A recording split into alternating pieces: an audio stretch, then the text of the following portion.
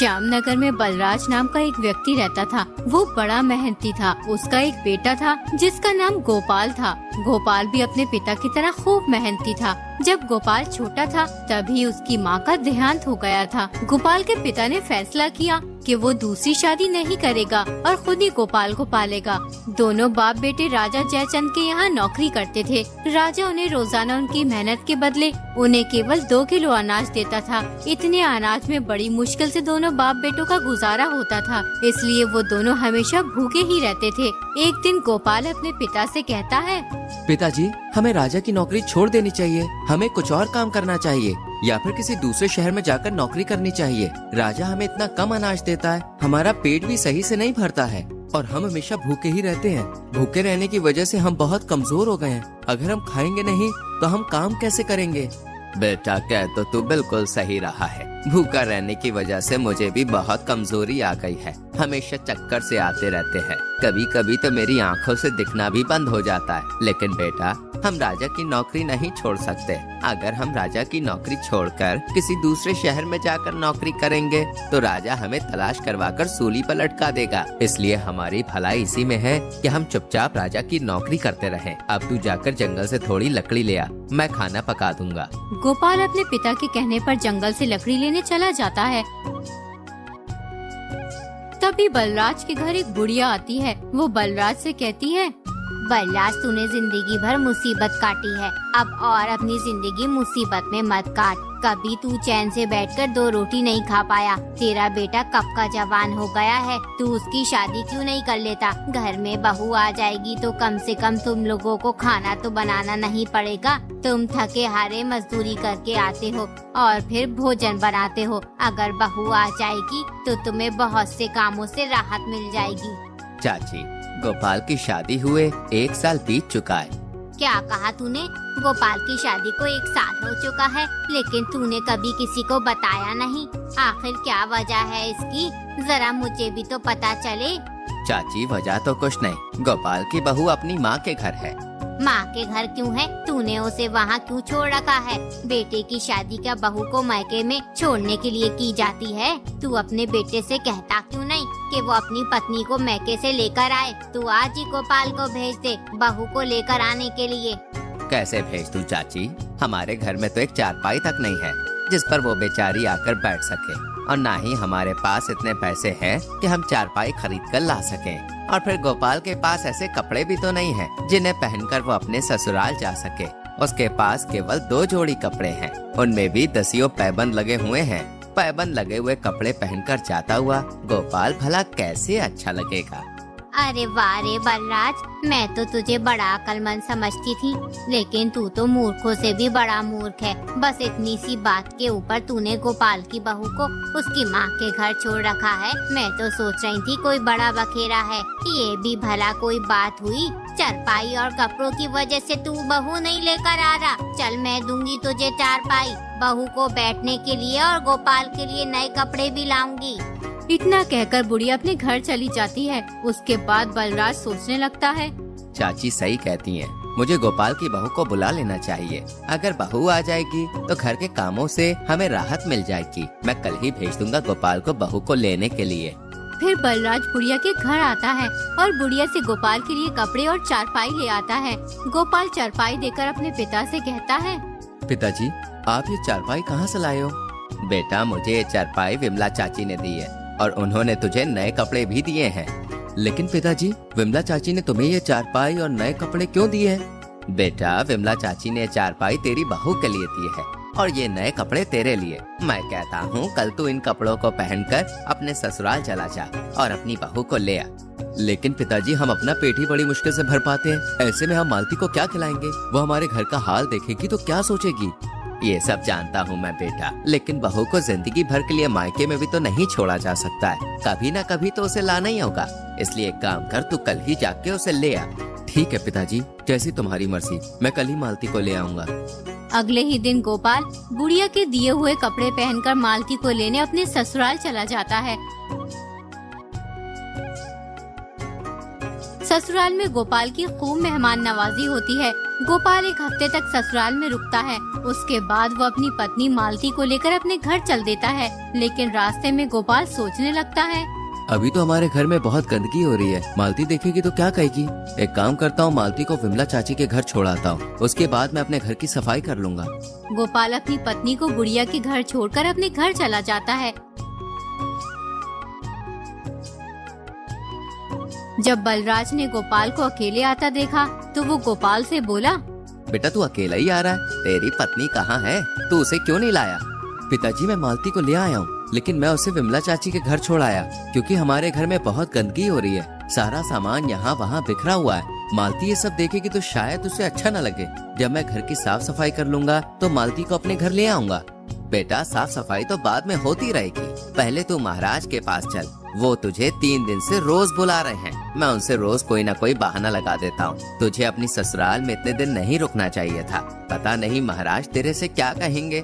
गोपाल बगैर सफाई किए अपने पिता के साथ राजमहल की ओर चल पड़ता है। उधर बुढ़िया ने मालती की खूब खातिरदारी की और फिर बोली, बेटी तुम बहुत समझदार हो, खुदा हमेशा तुम्हें खुश रखे। आओ अब मैं तुम्हें तुम्हारे घर छोड़ाऊं।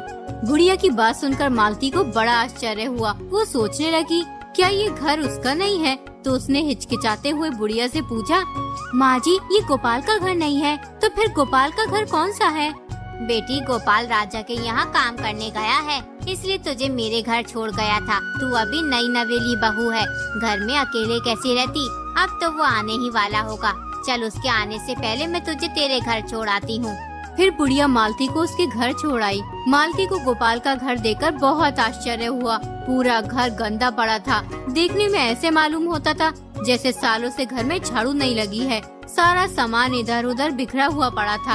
एक कोने में 2-3 जोड़ी कपड़े रखे हुए थे, जिन पर जगह जगह पेवन लगे हुए थे और उन कपड़ों पर धूल जमी पड़ी थी। घर की ये हालत देखकर मालती की आंखों में आंसू आ जाते हैं। वो सोचने लगती है, ऐ खुदा, पिछले जन्म में मैंने ऐसी कौन सी गलती की थी जिसकी सजा मुझे इस जन्म में मिल रही है। इस घर में तो कुछ भी नहीं है, अब मैं क्या करूँ? मेरी तो कुछ भी समझ नहीं आ रहा। मालती बहुत समझदार और होशियार थी। उसने सोचा ये मेरे नसीब का एक हिस्सा है, अब मुझे कैसे भी करके इस मुश्किल से गुजरना होगा। वो हिम्मत करके उठी और घर की साफ सफाई में लग गई। कुछ ही देर में उसने पूरा घर साफ कर दिया और इधर उधर बिखरा हुआ सामान सही तरीके से लगा दिया। उसके बाद वो बुढ़िया की दी हुई चारपाई पर बैठकर गोपाल के आने का इंतजार करने लगी। इंतजार करते करते रात होने वाली थी, लेकिन गोपाल और उसके बाप अभी तक घर नहीं आए थे। मालती बेचैन होने लगी। इतना बड़ा घर और उस घर में वो अकेली। उसका दिल घबराने लगा कि कहीं कोई गैर मर्द आकर उसके साथ कुछ गलत न कर दे। उसके दिमाग में तरह तरह के ख्याल आने लगते हैं। उतने में ही गोपाल और उसका बाप हाथ में अनाज का थैला लिए घर आ गए। घर आकर उन्होंने देखा कि उनके घर का नक्शा ही बदल गया था। जो घर हमेशा कूड़े का ढेर बना रहता था, आज वो हीरे की तरह चमक रहा था। ये देखकर दोनों बाप बेटे बहुत खुश हुए। फिर गोपाल ने 2 किलो अनाज जो उन्हें राजा देता था अपनी पत्नी को दे दिया और फिर बोला, लो इसे पका लो। मालती को 3 लोगों के लिए इतना कम अनाज देखकर बहुत आश्चर्य हुआ। वो गोपाल से पूछने लगी, ये अनाज तो 3 लोगों के लिए बहुत कम है, तुम्हें अनाज थोड़ा फालतू लाना चाहिए था। मालती, राजा मुझे और पिताजी को एक दिन काम करवाने के बदले केवल 2 किलो ही अनाज देता है। अब तुम ही बताओ मैं फालतू अनाज कहाँ से ले आता? आप लोग राजा के यहाँ पूरा दिन मेहनत करते हो और राजा तुम्हें 2 किलो अनाज देकर बहका देता है। राजा तुम्हारे साथ नाइंसाफी कर रहा है। बेटा अब हम कर भी क्या सकते हैं, राजा की बात टालने की हिम्मत किसमें है। आज से तुम 2 किलो अनाज मत लाना। कल आप राजा से कहना, महाराज इस अनाज में पेट नहीं भरता है, हम भूखे रह जाते हैं, तुम्हारी बड़ी कृपा होगी अगर आप हमारा अनाज 2 किलो से बढ़ाकर 5 किलो कर दो। और सुनो, राजा से ये बात कहते हुए तुम बिल्कुल भी डरना मत। अगर राजा तुम्हें 5 किलो अनाज देने के लिए राजी हो जाए तो ठीक है, वरना तुम मुझसे काम के लिए मना कर देना। अगर राजा को तुम्हारे काम की जरूरत होगी तो वो तुम लोगों से काम करवाएंगे, वरना नहीं करवाएंगे। मालती, अभी तुम राजा को जानती नहीं हो जो तुम ये बात कर रही हो। अगर हमने राजा से कह दिया ना तो हमारी जुबान कटवा देंगे। ऐसे कैसे राजा तुम्हारी जुबान कटवा देंगे? तुमने किसी को लूटा तो नहीं है, तुमने चोरी तो नहीं की है और ना ही तुम झूठ बोल रहे हो। फिर तुम्हें किस बात का डर है? अपना हक मांग रहे हो और जो हक नहीं मांग सकता वो कुछ नहीं कर सकता। इसलिए मैं कहती हूँ तुम एक बार राजा से अनाज बढ़ाने के लिए बात जरूर करना। ठीक है बेटा, तो इतना कह रही है तो मैं कल राजा से अनाज बढ़ाने के बारे में जरूर बात करूंगा। अब तुम इस अनाज को बना लो। अगले दिन गोपाल और उसका पिता बलराज राजा के पास गए और फिर बलराज राजा से बोला, महाराज, मैं यहाँ आपसे अपने अनाज के बारे में बात करने आया हूँ। आप हमें पूरे दिन मेहनत करने के बाद केवल 2 किलो अनाज ही देते हो। इतने अनाज में हमारा गुजारा नहीं हो पाता। हमें ज्यादातर भूखा ही रहना पड़ता है। इसलिए महाराज, आपसे गुजारिश है, अगर आप हमारा अनाज 2 किलो से बढ़ाकर 5 किलो कर दो तो आपकी बड़ी कृपा होगी। बलराज, ये बात तुम्हें पहले बतानी थी। भूखा रहना अच्छी बात नहीं है। अगर तुम भूखे रहोगे तो खाली पेट काम कैसे करोगे? मैं आज से ही तुम्हारा अनाज 5 किलो नहीं बल्कि 6 किलो कर देता हूँ। फिर राजा मंत्री से कहता है, मंत्री, आज से बलराज को रोजाना 6 किलो अनाज दिया जाएगा और दूसरे जितने भी मजदूर हैं, सभी का अनाज बढ़ा दिया जाए। राजा का फैसला सुनकर दोनों बाप बेटे 6 किलो अनाज लेकर खुशी खुशी अपने घर चले गए। जब मालती ने गोपाल के सिर पर अनाज का बड़ा थैला देखा तो वो समझ गई कि राजा ने उनकी बात मान ली है। फिर उसने उन दोनों से पूछा, इस थैले को देखकर मालूम होता है कि राजा ने तुम्हें 5 किलो अनाज दे दिया है। उन्होंने तुम्हें कुछ कहा तो नहीं? नहीं बेटी, राजा ने कुछ नहीं कहा। हमने महाराज से अपनी मजदूरी का 5 किलो अनाज मांगा, लेकिन महाराज ने हमें 6 किलो अनाज दे दिया। आज से हमें रोजाना हमारी मेहनत का 6 किलो अनाज मिलेगा। हम महाराज से खामखा डरते हैं, लेकिन महाराज बहुत ही दयालु हैं। उन्होंने हमारे साथ साथ सभी मजदूरों के अनाज में बढ़ोतरी कर दी है। सभी घर वाले बहुत खुश थे। बलराज ने मालती को बहुत दुआएं दी। मालती बहुत होशियार थी। राजा द्वारा दिए गए अनाज से वो आधा अनाज बचा लेती थी और आधे को पका लेती। 2 महीने तक उसने यही काम किया। फिर एक दिन उसने अपने ससुर से कहा, आज आप राजा से कहना कि मैंने अपनी बेटी की शादी कर ली है। अब हम परिवार में 3 सदस्य हो गए हैं। आप जो अनाज हमें देते हो उससे हमारा पूरा नहीं पड़ता है। महाराज, अगर आप हमारा अनाज थोड़ा और बढ़ा दो तो बड़ा अच्छा होगा। ठीक है बेटी, हम महाराज से ऐसा ही कहेंगे। अगले दिन शाम को काम खत्म करके दोनों बाप बेटे राजा के पास गए और राजा से बोले, महाराज, मैंने अपने बेटे गोपाल की शादी कर दी है। अब हमारे घर में 3 सदस्य हो गए हैं। अगर आप हमारा अनाज थोड़ा और बढ़ा देंगे तो बड़ा अच्छा होगा। ये तो बहुत अच्छा किया तुमने बलराज, जो गोपाल की शादी कर दी। मंत्री से कहकर आज ही मैं तुम्हारा अनाज 10 किलो करवा दूंगा। दोनों बाप बेटे 10 किलो अनाज लेकर घर आ गए। 10 किलो अनाज को देखकर मालती बहुत खुश हुई। अब वो आधे से भी ज्यादा अनाज बचा लेती थी और बाकी बचे हुए को पका लेती थी। ये सिलसिला 8 महीने तक चलता रहा। अब मालती ने काफी अनाज इकट्ठा कर लिया था। फिर एक दिन वो अपने पति और ससुर से बोली, बाबूजी, आज के बाद आप लोग राजा के यहाँ काम करने नहीं जाओगे। कब तक आप दोनों मजदूरी करते रहोगे? मजदूरी से हमें सिर्फ 2 वक्त का खाना मिल सकता है और कुछ भी नहीं। अगर बेटी हम मजदूरी नहीं करेंगे तो फिर क्या करेंगे? इस तरह से तो हम भूखे मर जाएंगे। आप लोग चिंता मत करो। आपको राजा जो अनाज देते हैं, मैंने उसमें से आधे से ज्यादा अनाज बचा लिया है। इस प्रकार मैंने काफी अनाज बचाकर इकट्ठा कर लिया है। अब तुम लोग बाजार में कोई दुकान खोल लो और उसमें अनाज बेचने का काम शुरू कर दो। खुदा ने चाहा तो कुछ ही दिनों में हमारा कारोबार अच्छा चलने लगेगा। ठीक है बेटी, मैं आज ही बाजार में कोई दुकान दिखाता हूँ और फिर कल से हम अनाज बेचना शुरू कर देंगे। बलराज ने बाजार में एक दुकान किराए पर ले ली और अगले ही दिन अनाज बेचना शुरू कर दिया। कुछ ही दिनों में उनकी दुकान काफी अच्छी चलने लगी। दुकान पर ग्राहकों की लाइन लगी रहती थी। ये सब देखकर दोनों बाप बेटे बहुत खुश थे। दोनों जब भी दुकान से घर आते तो कुछ न कुछ सामान घर के लिए जरूर लाते। एक दिन मालती अपने घर के आगे बैठी होती है। तभी उसकी नजर कोने पर पड़े एक सोने के हार पर पड़ती है। सोने का हार देखकर मालती की आंखें आश्चर्य से फटी की फटी रह जाती हैं। मालती जल्दी से हार को उठा लेती है और उसे घर में ऐसी जगह रख देती है जहां किसी की नजर न पड़ सके। उसी दिन पूरे नगर में ढिंडोरची ने ऐलान किया, सुनो ए लोगो, जरा गौर से सुनो। एक चील रानी का सोने का हार लेकर उड़ गई है। जिस किसी इंसान को वो सोने का हार मिल जाए, वो हार को राजा को लौटा दे। इसके बदले राजा उस शख्स को मुंह मांगा इनाम देंगे।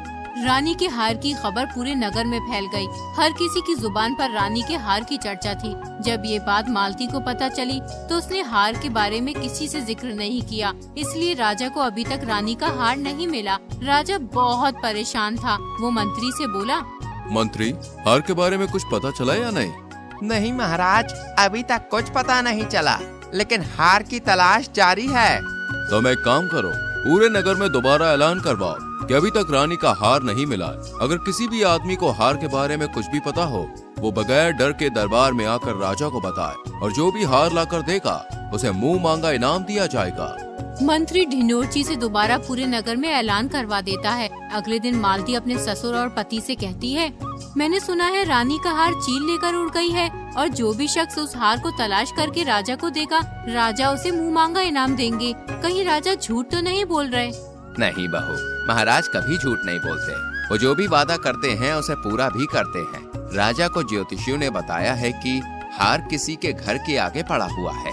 पिताजी, ज्योतिषी सही कहते हैं, हार हमारे घर के आगे पड़ा हुआ था। अब रानी का हार मेरे पास है, तुम राजा को ये हार ले जाकर दे दो।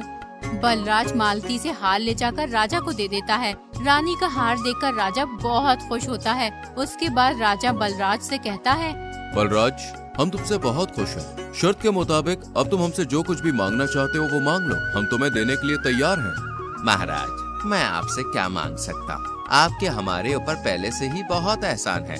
ये तो मैंने अपने कर्तव्य का पालन किया है। बलराज, मैं जानता हूँ तुम बहुत ईमानदार और एक सच्चे इंसान हो, लेकिन तुम्हें कुछ न कुछ तो अवश्य ही मांगना होगा। मैं तुम्हें तुम्हारी ईमानदारी का इनाम देना चाहता हूँ। महाराज, आप इतना कह ही रहे हैं तो मैं पहले अपने घर पर मशवरा कर लूं, उसके बाद आपको बताऊंगा। ठीक है बलराज, तुम अपने परिवार वालों से बात करके मुझे कल बता देना। उसके बाद बलराज अपने घर चला जाता है।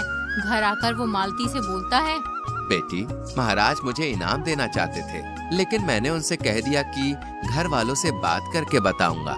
आपने बहुत अच्छा किया पिताजी। अब आप राजा से कहो कि महाराज, अगर आप मुझे थोड़ी सी जमीन का टुकड़ा दे दो तो उस पर हम खेती करके अपने परिवार का गुजारा सही तरीके से कर सकते हैं। ठीक है बेटी, जैसा तुम कह रही हो मैं महाराज से वैसा ही कह दूंगा। अगले दिन बलराज राजमहल पहुंचकर राजा के सामने खड़ा हो गया। राजा बलराज से बोला, कहो बलराज, परिवार वालों से क्या मशवरा करके आए हो? महाराज, अगर आप मुझे थोड़ी सी जमीन दे दें तो मैं उस पर खेती करके अपने परिवार का गुजारा कर सकता हूँ। फिर मुझे और मेरे बेटे को मजदूरी करने की भी जरूरत नहीं पड़ेगी। ठीक है बलराज, मैं आज ही तुम्हें 5 बीघा जमीन दिलवा देता हूँ। मेरी दुआ है इस जमीन पर खेती करके तुम खूब फलो फूलो और जीवन में आगे बढ़ो।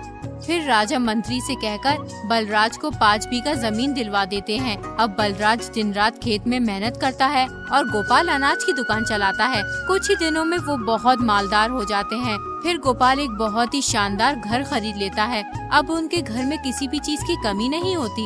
इस प्रकार गोपाल की बहू की समझदारी और चालाकी से उसके गरीबी के दिन कुछ ही दिनों में अमीरी में बदल जाते हैं।